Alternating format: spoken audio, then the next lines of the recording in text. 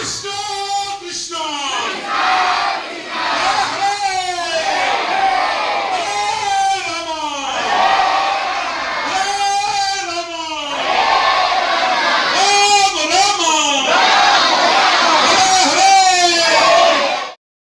శిక్షించేవారు ఎవరైనా ఉన్నారా? లేరు. ఏ విధంగా అయితే ఒక సముద్రంలో పడ్డవాడు రక్షించమంటే ఏం చేయాలి? చేతులు పైకెత్తదా? మొహమాటం పడాలా? సిగ్గుపడాలా? ఏం పర్వాలేదు, చేతులు పైకెత్తండి. గట్టిగా చెప్పండి, పిలవాలి. ఇంకా మనందరం మునిగిపోతున్నాం ఈ సముద్రంలో. గట్టిగా చెప్పండి, హరే కృష్ణ హరే కృష్ణ కృష్ణ కృష్ణ హరే హరే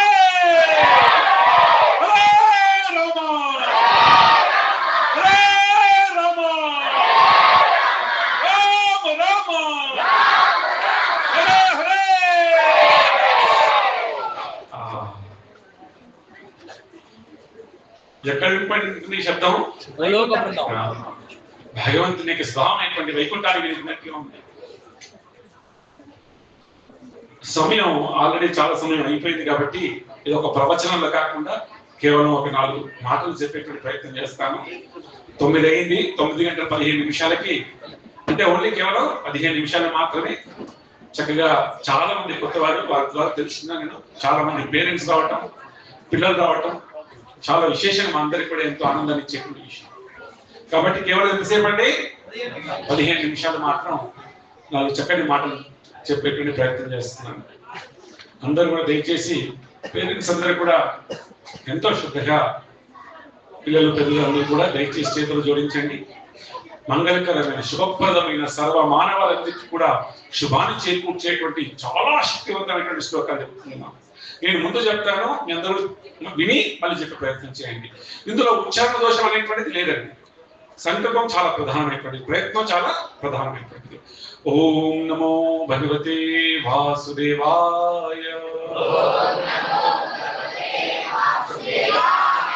ఓం నమో భగవతే వాసుదేవాయ. ఓం నమో భగవతే వాసుదేవాయ. నారాయణం నమస్కృత్యం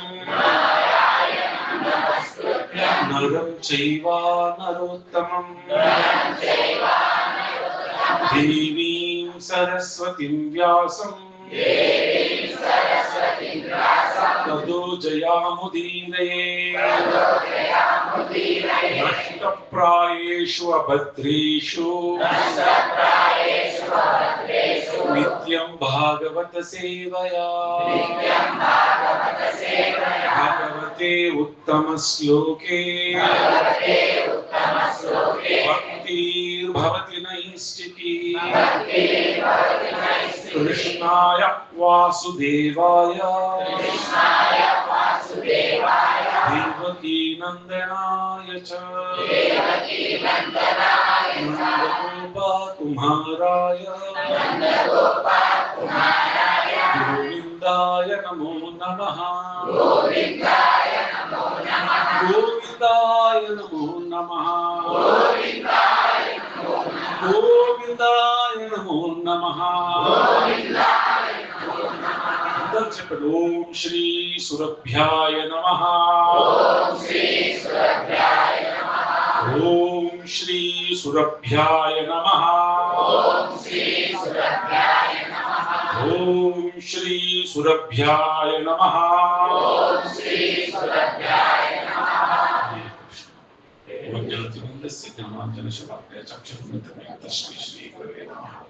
జగద్గురువులు ఇస్కాన్ వ్యవస్థాపకాచార్యులు అభయ చరణారవింద భక్తి వేదాంత స్వామి శ్రీ ప్రభుపాదికి వైష్ణవునికి ప్రేమానంది. సాధారణంగా మనందరి యొక్క జీవితంలో అదే ఇలాంటి జీవితం నాకు కూడా ఉంటే బాగుండు అనిపిస్తుంది అనమాట. సాధారణంగా అందరికీ కూడా ఏదైనా ఒక ధనవంతం ఇంటికి వెళ్ళామనుకోండి, అబ్బా మాకు కూడా ఇలాంటి ధనం ఉంటే బాగుండు అనిపిస్తుంది. లేదా గతించిపోయేటువంటి, అంటే వారిని చూసి కొంతమంది చూసి అయ్యో మాకు ఇలాంటి జీవితం లేదే అనేటువంటి బాధపడుతుంది. ఈ రోజు మాత్రం నేను ఇక్కడ కూర్చున్నాను, లాస్ట్ నిమిషంలో కూర్చున్నాను, సుమారుగా 20 నిమిషాల పాటు నిజంగా మనసులో అనిపించింది, మాకు ఇలాంటి సత్సంగ భవన్ మా చిన్నప్పుడు లేదు. ఉందా ప్రభుజీ? లేదు. మాకు ఇలా నేర్పించేటువంటి గురువులు ఎవరు దొరకలేదు. ఇలా ఇంత చక్కటి వేదికలు ఏర్పాటు చేసి ఎంత అంటే నిజమైనటువంటి మనస్ఫూర్తిగా ఒక బాధ్యతాయుతంగా ఒక ప్రేమపూర్వకంగా ఇంత అద్భుతమైనటువంటి ఒక కార్యక్రమాన్ని నెలకొల్పి పిల్లలందరినీ కూడా ఆహ్వానించి ఇంత చక్కగా ఈ యొక్క క్యాంపు నిర్వహించడం అనేది అందరికీ దొరికేటువంటి అదృష్టం కాదండి. అవునా? నిజమండి? అందరి దొరికి అదృష్టం అండి. సమ్మర్ అంటే కనుక వెకేషన్స్కి వెళ్ళాలి, అక్కడ తిరగాలి, ఇక్కడ తిరగాలి అనేటువంటిది కాకుండా ఇంత చక్కగా వీళ్ళు ఏర్పాటు చేయడం మహా అద్భుతమైన విషయం. సరే, వారు సంకల్పం చేశారు, చాలా బాగుంది. కానీ అంత ఈజీగా పిల్లల్ని పంపిస్తారా పేరెంట్స్ ఏమైనా? ఎందుకంటే వారి అనుకూలమైన పరిస్థితులు ఉండవు, వారి సమయం ఇంకొక రకంగా ఉంటుంది, వారి యొక్క భావన ఇంకొక రకంగా ఉంటే అన్ని ప్రెషర్సే ఉంటాయి. సిటీ జీవితం ఉన్నాం. ఇలా ఇవి చెప్పగానే మనం తీసుకెళ్లేసి అక్కడ డ్రాప్ చేసి మళ్ళీ తీసుకుని రావటం అలా ఇంట్రెస్ట్ ఉన్నటువంటి సాధారణ విషయం కాదు. కాబట్టి ఈ సమ్మర్ క్యాంపుకి పంపించినటువంటి ప్రతి ఒక్క ఎవరికి తల్లిదండ్రులందరూ కూడా హృదయపూర్వకంగా నమస్కారం. చాలా ఎందుకంటే మీ సహకారం లేకపోతే కనుక వారి పిల్లలకి అదృష్టం దొరికే అవకాశం లేదు. ఇక చిట్ట చివరి వారు 10 నిమిషాలు అన్నారనమాట. ఏమిటండి అంటే భగవద్గీత ఉన్నటువంటి శ్లోకాలని చక్కగా 4 గ్రూపులుగా డివైడ్ చేసి అందరూ చెప్పమని చెప్పారు. మామూలుగా నేను వాళ్ళు ఇంతకుముందు 2-3 సార్లు చేస్తే పాపం 4 టీంలు చేస్తాం, 4 టీంలు వెళ్ళిపోయి 3 టీంలు వెళ్ళిపోయి 4 టీం కష్టంగా ఉండేది అనమాట అప్పుడు. ఇప్పుడు ఏమిటంటే కనుక నిమిషం అయిపోయింది, 5 నిమిషాలు అయిపోయింది, 7 నిమిషాలు అయిపోయింది, నిమిషం అయిపోయింది, 10 నిమిషాలు అయిపోయినా సరే 4 టీములు యథాతథంగా అక్కడే ఉండి చెప్పిన శ్లోకాన్ని మళ్ళీ చెప్పకుండా ఇంత అద్భుతంగా శ్లోకాలు చెప్పడం సాధారణ విషయం కాదండి. వీళ్ళందరికీ కూడా నిజమైనటువంటి భగవంతుని యొక్క అనుగ్రహం ఉందని చెప్పాలండి. సాధారణమైనటువంటి విషయం కాదండి. మనకు తెలియనటువంటి ఈ ప్రాయంలోనే భగవంతుని యొక్క చింతన మన హృదయంలో వెళ్ళిపోతే దీని యొక్క ప్రభావం అనేటువంటిది మన జీవిత పర్యంతం ఉంటుందన్నారు. నేటి కాలం ఎలా ఉందంటే కనుక ఎక్కడ చమత్కారం ఉంటుంది వారికే నమస్కారం ఉంటుంది కాలం. ఎక్కడ చమత్కారం ఉంటే అక్కడే వారికే నమస్కారం. కారణం ఏమిటి అంటే కనుక అయ్యా మనందరి జీవితంలో అనంతమైనటువంటి కోరికలు ఉన్నాయి, కోరికలు లిమిటే లేదు. ఈ కోరిక తీర్చాలి కనుక చమత్కారం జరగాలి మా జీవితంలో. ఈ చమత్కారం ఎవరిస్తే అక్కడికి పోతాం. నేను ఇక్కడే రావడం ఏం లేదు. ఈ వెచ్చల్లో మా కోరికలు తీర్చడానికి ఏ గుడికి పోయి ఏ ప్రదక్షిణ చేసి ఎక్కువ కోరికలు తీరుతాయో మన దేవుడా, ఆ దేవుడా, ఈ దేవుడా, ఎవరి దేవుడికి సంబంధం లేదు. నాకు చమత్కారాలు కావాలి, వారికే నమస్కారం చెప్పి ధర్మాన్ని కూడా వదిలిపెట్టి కేవలం మన చమత్కారాల కోసమే పదిగెడుతున్నటువంటి కాలం ఇది. సాధారణ కాలం కాదండి. అవునా? అనంత కాలం తాతల తండ్రుల నుంచి మనం ఏ ధర్మాన్ని పాటిస్తున్నామో ఒక్క చిన్న కోరికను తీర్చేటువంటి అక్కడ ఉదయా అంటే వెంటనే ధర్మాన్ని వదిలిపెట్టి పోయేటువంటి కాలం ఇది. అవునా? కాచుకుని కూర్చుంటారు మన ముందు చాలా మంది కూడా. అయ్యా మా దగ్గరే చమత్కారం ఉందని చెప్పేసి బాగా అర్థం చేసుకుని నేను ఇండైరెక్ట్ గా చెప్తున్నాను. నేను అలాంటి ఈ కాలంలో ఇలాంటి ఒక సత్సంగం ఏర్పాటు చేసి పిల్లలకి భగవద్గీత గురించి చెప్పామంటే కనుక వారికి చమత్కారాలు కదా ఈ భూమండలంలో ఏ ఆకర్షించినా సరే జీవిత పర్యంతము సనాతన ధర్మానికే కట్టుబడి ఉంటారని చెప్పగలుగుతారు. మన ఇక్కడ ఇప్పుడు నాటేటువంటి విత్తనం ఏతుందో వారి హృదయంలో భక్తి అయినటువంటి విత్తనం ఏతుందో అది వృక్షమైపోయి తనకు తానుగా సంతోషమే కాదు 10 మందికి కూడా నీటనిచ్చేటువంటి వ్యక్తిగా మారుతారు. వాళ్ళందరూ ధర్మాన్ని నిలబెట్టడం అంటే కనుక మనం పాటించినటువంటితో పాటుగా రాబోయేటువంటి జనరేషన్స్ కి ఇలాంటి భక్తిని అందించడం అనేటువంటిది సాధారణ విషయం కాదు. అదృష్టాలు నాకు కూడా లేవు. ఇలాంటి అదృష్టమైనటువంటిది ఇక్కడ రావడం అనేటువంటిది మహా అద్భుతమైనటువంటి విషయం. ఇక్కడ కూర్చుందా నాకు నేనే చిన్నకొచ్చుకున్నాను. ఎందుకంటే ఎంత అద్భుతంగా చెప్తున్నారు ఈ పిల్లలైనటువంటి వాళ్ళు, ఎంత అద్భుతంగా భగవద్గీత అనేటువంటిది వారి హృదయం లోపలికి వెళ్ళిపోయింది. వారేమి కంఠస్థం చేసో లేదంటే ఏదో కష్టపడుతూ కాదు, చాలా ప్రేమపూర్వకంగా చాలా భక్తిపూర్వకంగా వారు ఆ శ్లోకాలు చెప్తుంటే నిజంగా నాకైతే మాటలు రావటం లేదు. ఎప్పుడు ప్రవచనం చేస్తున్నట్టు గంట తరబడి కానీ ఈ రోజు మాత్రం నాకే మాటలు రావటం లేదు వారి యొక్క శ్లోకాలు వింటుంటే. మహాద్భుతం అంతకంటే ఏమి లేదు. ఏమి నేర్పించాలంటే ఈ రోజు 7 రోజులు అంటే కనుక ప్రతి సంవత్సరం ఒక్కొక్క టాపిక్ తీసుకుంటున్నారు. అనేక ప్రాంతాల్లో ఇలాంటి సమ్మర్ క్యాంప్ జరుగుతున్నాయి. ఇక ఏమిటంటే ఈ సంవత్సరం తీసుకున్నటువంటి టాపిక్ ఏమిటి? గోసేవ, గోమాత యొక్క విశేషాలు చెప్పేటువంటిది. అయ్యా గోమాత గురించి తల్లులు తండ్రులు పిల్లలు అందరూ సనాతన వైదిక ధర్మాన్ని పాటించేటువంటి ప్రతి ఒక్కరు కూడా తెలుసుకోవాలి. మాకేమిటండి అవసరము, ఏదో ఊర్లో ఉన్నప్పుడు వ్యవసాయం చేసినప్పుడు ఆవులు ఉండాలి, ఇప్పుడు ట్రాక్టర్లు వచ్చినాయి, ఆవుతో మనకి సంబంధం ఏమిటండి మాకు సంబంధం ఏమిటి, ఎద్దుతో మాకు సంబంధం ఏమిటి, మాకు గోకు సంబంధం ఏమిటండి, మాకు సంబంధం మా ఉద్యోగంతో, మాకు సంబంధం మా యొక్క వ్యాపారంతో అనుకోవడానికి లేదండి. గోవు అనేటువంటిది సనాతన వైదిక ధర్మం యొక్క మౌలికమైనటువంటి పునాది. గోవు లేదా మన జీవితం లోపల లేదా సమాజంలో గోవుకు గౌరవం లేదా గోవు మాత అంతరించిపోతుందా? సనాతన వైదిక ధర్మమే అంతరించిపోతుందన్నారు. బాగా పట్టుకుని ఏమిటండి, గోవు లేకపోతే వైదిక ధర్మమే లేదా? బాగా పట్టుకొని ఇది ఎక్కువ సమయం లేదు, ఆల్రెడీ 10 నిమిషాలు అయిపోయింది, 5 నిమిషాలే ఉంది సమయం. తల్లిదండ్రులందరూ కూడా చాలా శ్రద్ధపూర్వకంగా పిల్లలందరూ కూడా ఇప్పుడు నేర్చుకున్నటువంటి చిన్న చిన్న విషయాలు ఏవైతే ఉన్నాయో మన జీవితంలో మనకు ఆనందం ఇవ్వడం కాదు, ఈ ధర్మాన్ని నిలబెట్టేటువంటివన్నీ కూడా. ప్రత్యేకించి గోమాత లేకపోతే వైదిక ధర్మమే లేదన్నారు. ఇక్కడ మనం కూర్చున్నాము, ఎందుకు కూర్చున్నా ఇక్కడ అందరూ మనం ఎందుకు ఏకీకృతమయ్యామని కలిసినామనగా ఇక్కడ సెంటర్ ఎవరంటే జగన్నాథుల వారు. ఎవరండి వారు? మీరు ఈ సనాతన వైదిక ధర్మము ఈ ఆధునిక కాలంలో నిలబడాలంటే దేవాలయాలు ప్రధానమైనటువంటి. అవునా? గుడి లేకపోతే కష్టం, ధర్మం చాలా కష్టం ప్రచారం చేయడానికి. మనందరం కలుసుకోవడానికి ఏంటంటే కేంద్రము భగవంతుని యొక్క విగ్రహం. అవునా కదా? మీరు ఎవరైనా ఒక పురోహితుని పిలిచి అయ్యా మీరు భగవంతుని విగ్రహాన్ని ప్రతిష్టాపన చేయాలి అంటే వాళ్ళు అందరూ ఏమిటంటే అయ్యా గోమయం ఉందా, ఏమిటండి గోక్షీరం ఉందా, గోదది ఉందా, అంటే ఆవు పాలున్నాయా, ఆవు పెరుగుందా, ఇది చెప్తారు. లేదా గోమయము అంటే గోమయము లేదా గోమూత్రం, ఇవి పంచగవ్యములు అంటాం. అన్నింటిని కూడా ఈ 5 లేకుండా భగవంతుని యొక్క విగ్రహం కూడా ప్రతిష్టాపన చేయబడదు. ఓహో, ఈ 5 లేకపోతే భగవంతునికి విగ్రహం లేకపోతే ఆలయాలు లేవే, ఆలయాలు లేకపోతే ధర్మాన్ని నిలబెట్టే వాళ్ళు ఎక్కడ ఉన్నారు? కాబట్టి గోమాత ఉంటేనే సనాతన వైదిక ధర్మం. అవునా కదా? బాగా పట్టినటువంటి ప్రయత్నం చేయండి భక్తులారా. ఎంత గొప్ప విషయం అంటే వాళ్ళు శ్లోకాలు చెప్పారు. ఏమి గో బ్రాహ్మణ హితాయచ, భగవంతుడైనటువంటి వాడు ఈ భూలోకానికి వస్తాడండి. ఎందుకు వస్తాడంటే కనుక ఇద్దరి కోసం వస్తాడన్నాడు. ఇద్దరి కోసం వస్తాడంట భగవంతుడు. సుధామికుడి వైకుంఠాన్ని వదిలి ఈ భూలోకానికి దిగిరా వస్తాడంట. ఎవరి కోసం? ఇద్దరి కోసం అన్నాడు. ఎవరయ్యా అంటే గోవు బ్రాహ్మణుడు అన్నారు. అయ్యా బ్రాహ్మణుడు అంటే బ్రాహ్మణ ఆ బ్రాహ్మణులు అండి. ఎవరు భగవంతుని యొక్క తత్వాన్ని తెలుసుకుంటారో వారు బ్రాహ్మణులు అంటారు. అయితే మరి భక్తుల బ్రాహ్మణులా గోవా అంటే కనుక భగవంతుడు లేదు. మొట్టమొదటి ఏమన్నాడండి? గోవి అన్నాడు. అయ్యా కృష్ణుడు అవతారం జరగాలంటే కనుక ఒకనాడు భూమాత కూడా చాలా పాపాలు వస్తుందంట. పుణ్యాత్ములు ఎంతమంది ఉన్నా తనకు బరువు కాదన్నారు. పాపాత్ములు మాత్రం పెరిగిపోతుంటే బరువు మోయలేకపోతుంది భూమాత. వెళ్ళి విదిలించుకోవాలి తన దుఃఖాన్ని. కానీ ఏ రూపంలో వెళ్ళిందంట? అశ్రుముఖి అయి గోముఖి అయి వెళ్ళిందంట. అంటే గోవు యొక్క రూపాన్ని ధారణ చేసి వెళ్ళింది గోమాత. ఎందుకు? భగవంతుడు గోవును చూశాడా, గోవుకి ఏదైనా దుఃఖమైందా వెంటనే వచ్చేస్తారనమాట. బాగా పెట్టుకోండి. అందుకే అవతారం జరిగిందంటేనే కూడా అది గోవు యొక్క అంటే ఈ భూదేవే గోమాతగా అవతారం దాల్చిన రూపాన్ని దాల్చింది అనమాట. అంత విశేషమైనటువంటిది గోమాత. కాబట్టి మనందరి జీవితంలో మేము పల్లెటూరులో పోయాం, 108 గ్రామాలకు పోయాం. అక్కడ పోయి కొన్ని చిన్న చిన్న విషయాలు మేము అక్కడ ప్రచారం చేసాం. ఎందుకంటే గ్రామీణ వ్యవస్థలోనే ఈ గోవు అనేటువంటి నిలబడే అవకాశం ఉంటుంది.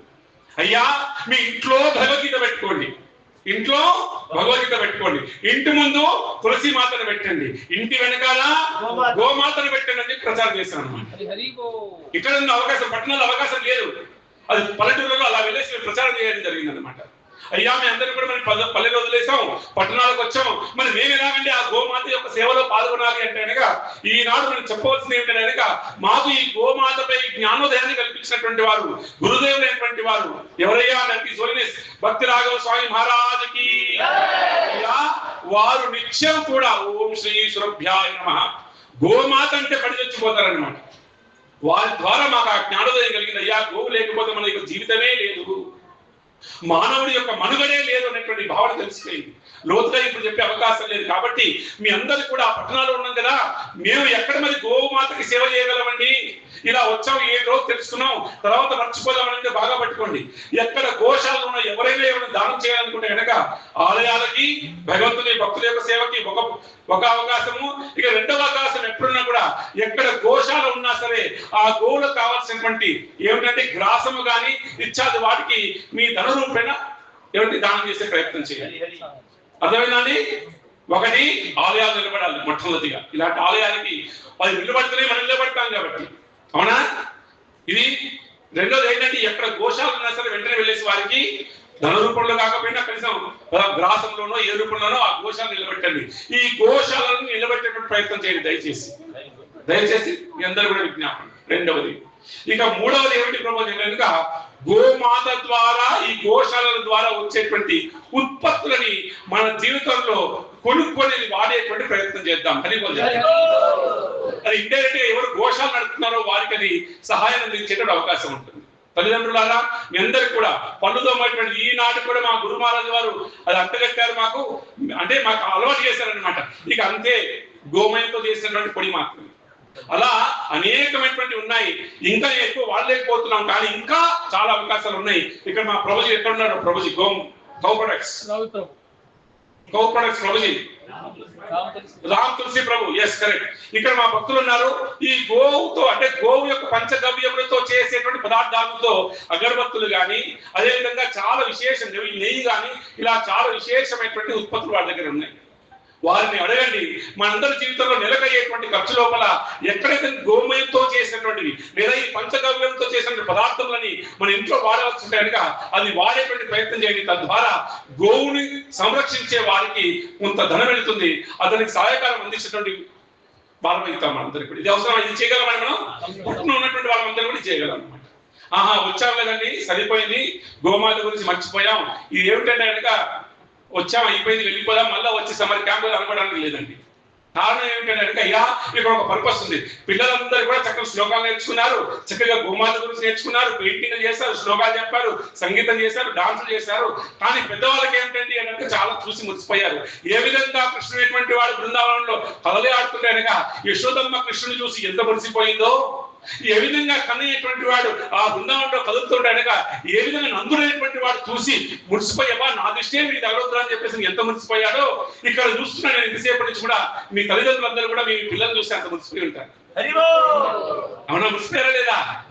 కానీ ఇక్కడితో సరిపోతుందా, ఇక్కడితో పరిసమాప్తమేనా అంటే లేదండి, ఇక్కడి నుంచే మొదలవ్వాలి.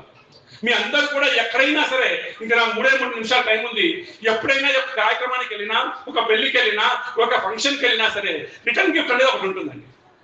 రిటర్న్ గిఫ్ట్ లేకుండా ఉంటుందా లేదా? ఖచ్చితంగా ఇప్పుడు ఫ్యాషన్ ఖచ్చితంగా. అందుకే మేము కూడా ఇంట్రడ్యూస్ చేసామన్నమాట. మేము కూడా రిటర్న్ గిఫ్ట్ రోజు ఏంటి రోజు రిటర్న్ గిఫ్ట్ అంటే కనుక ఇప్పుడు మేము ఫంక్షన్లో పోతే రిటర్న్ గిఫ్ట్ డిఫరెంట్ ఉన్నాయి. ఎలా ఉన్నాయంటే కనుక అలా చూస్తాం మనం, చూసి అది మనకు ఉపయోగపడదు, 99% ఉపయోగపడదు. ఏం చేస్తామంటే మళ్ళీ ఇంకో ఫంక్షన్ వెళ్ళి వాళ్ళకి మనం ఇస్తాం. అంతేనా ప్రభు? ఈ రిటర్న్ గిఫ్ట్లు అన్ని కూడా ఎట్లున్నాయంటే కనుక చాలా రిటర్న్ గిఫ్ట్లు వస్తాయి.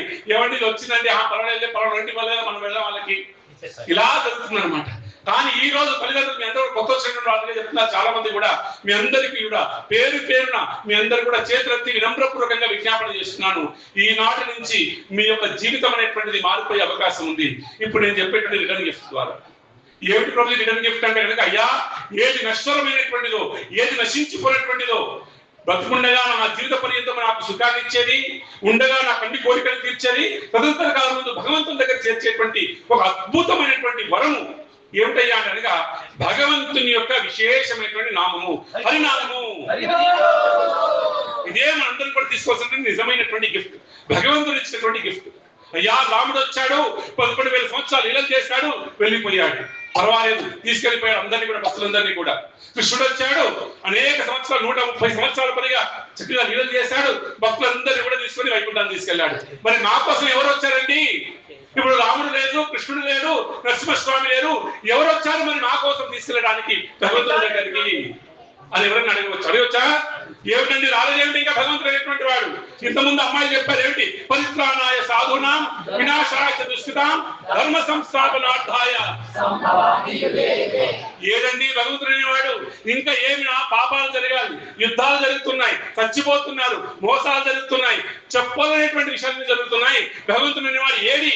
ఇంతమందిలో నన్ను దగ్గరికి వచ్చి నన్ను గుర్తించి నన్ను భగవంతుని దగ్గర కట్టి వైకుంఠాన్ని తీసుకెళ్ళేటువంటి వారు ఎవరున్నారు?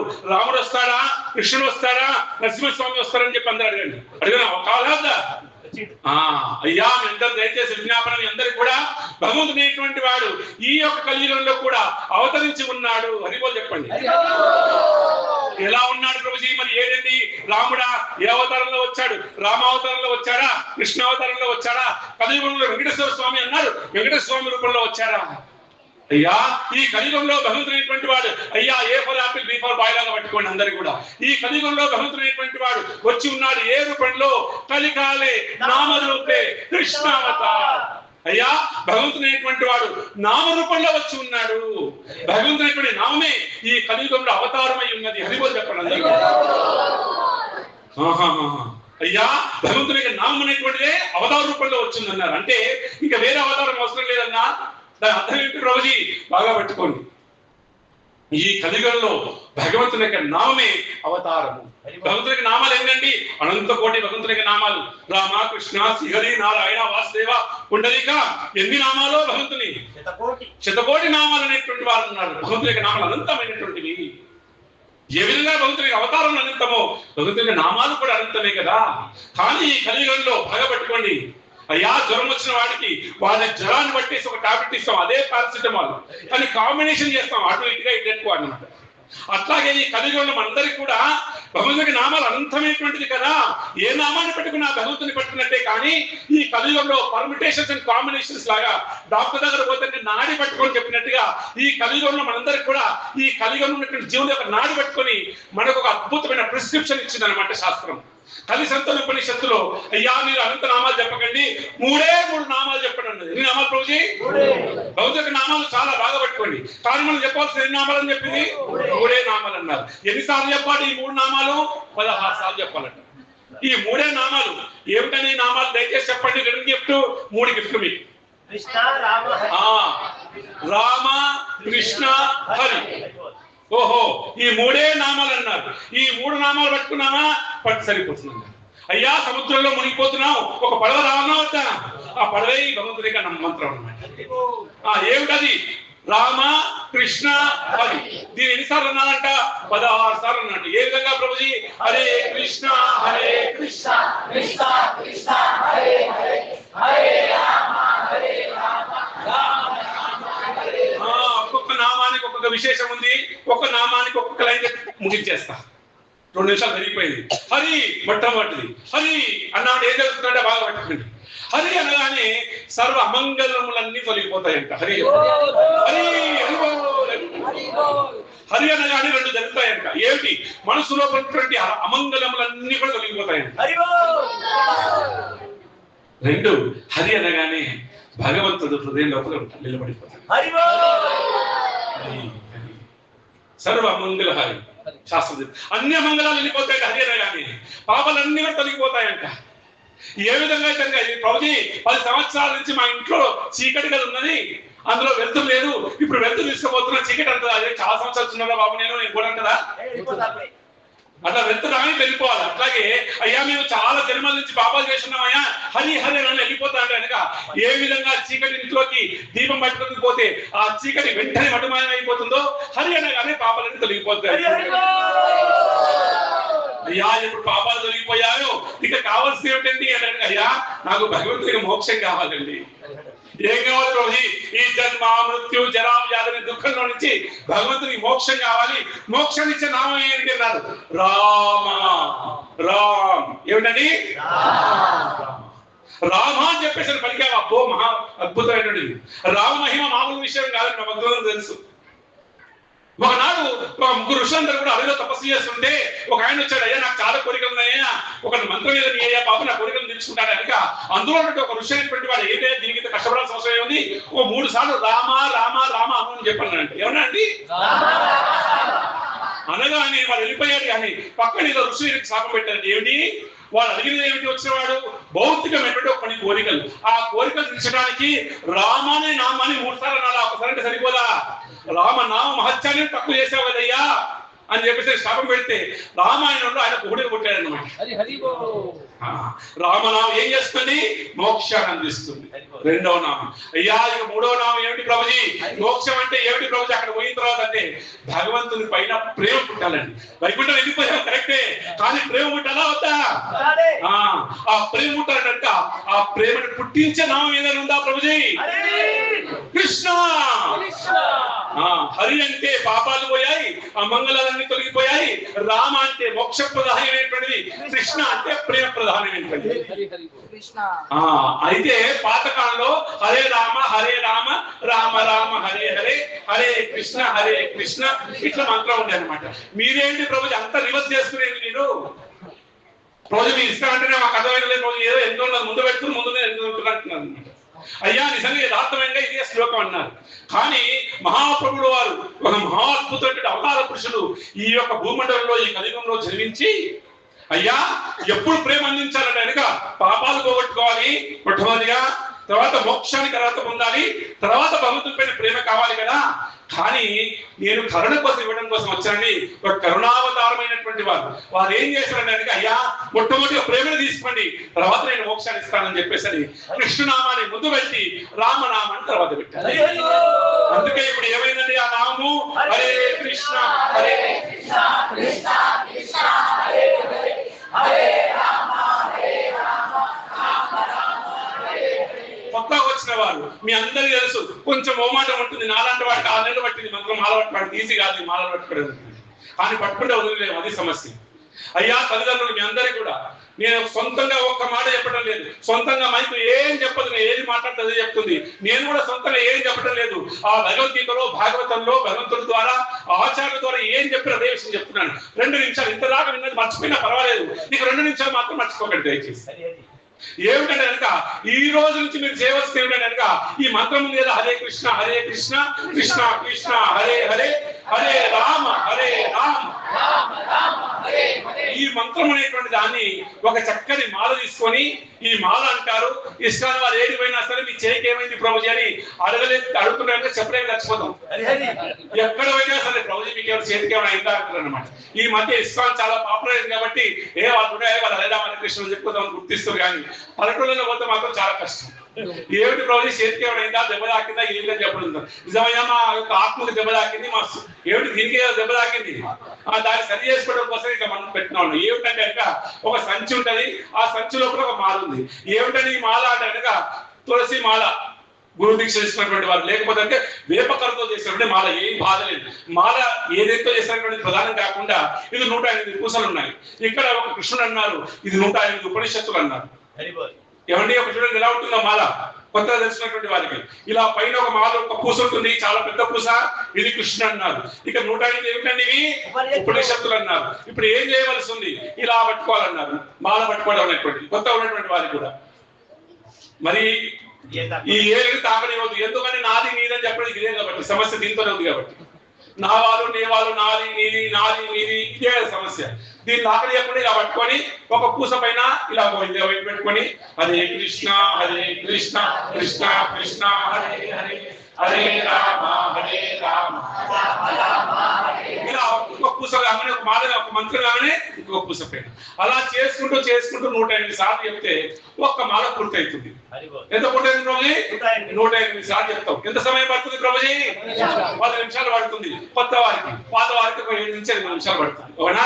ఇప్పుడు ఈ యొక్క మాల ఒక రోజుకి భగవంతుని వాడు మనకి ఎంత సమయం ఇచ్చాడు ప్రభుజీ? 24 గంటలు. మా భక్తులు చెప్తారు, మీ వాళ్ళు చెప్పట్లేదు, మీతో తక్కువ ఇచ్చాడమే ఎక్కిచ్చాడమ్మా.